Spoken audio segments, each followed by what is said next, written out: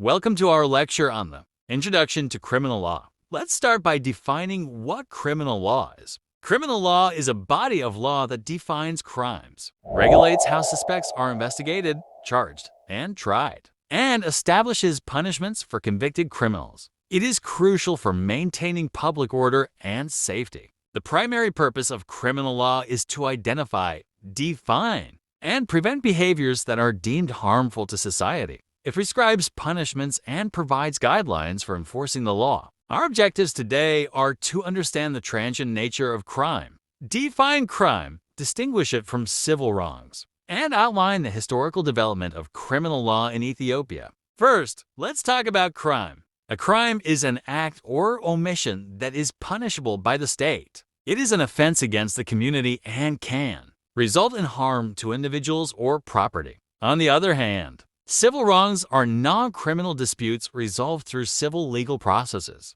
For example, a breach of contract or a property dispute falls under civil law. The historical development of criminal law in Ethiopia has evolved from customary laws to modern codifications. Understanding this evolution helps us appreciate the current legal framework. Next, we will explore the place of criminal law within the broader field of criminal science. Crime is a complex phenomenon, and criminal science is a multidisciplinary field that studies crime causes, prevention, and the treatment of offenders. There are three main branches of criminal science: criminology, criminal policy or penology, criminal law. Criminology studies crime as a social phenomenon, investigating both criminal behavior and societal responses. It includes subfields like criminal biology, which looks at physical and mental causes, and criminal sociology, which examines environmental factors. Criminal policy, also known as penology, focuses on strategies to prevent and control crime.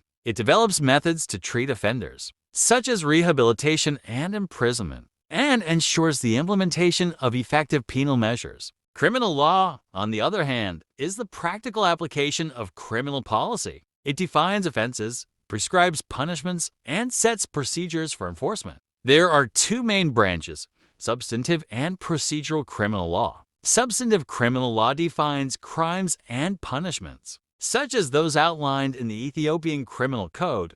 Procedural criminal law outlines the processes for enforcing substantive laws, including investigation, trial, and punishment. Now, let's discuss the nature and scope of criminal law. Criminal law is distinct from civil law. While criminal law deals with offenses against society and is enforced by the state, civil law concerns private disputes between individuals or organizations, resolved through compensation or other remedies.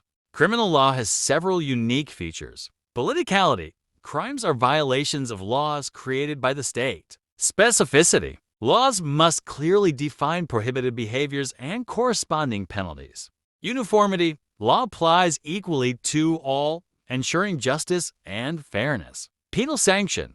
Effective laws include punishments to deter criminal behavior. Let's outline the general objectives of criminal law. Protection of persons and property. Ensures safety and security, maintaining public order through law enforcement and judicial processes. Deterrence of criminal behavior. Penal sanctions aim to prevent potential offenders from committing crimes. The threat of punishment serves as a deterrent.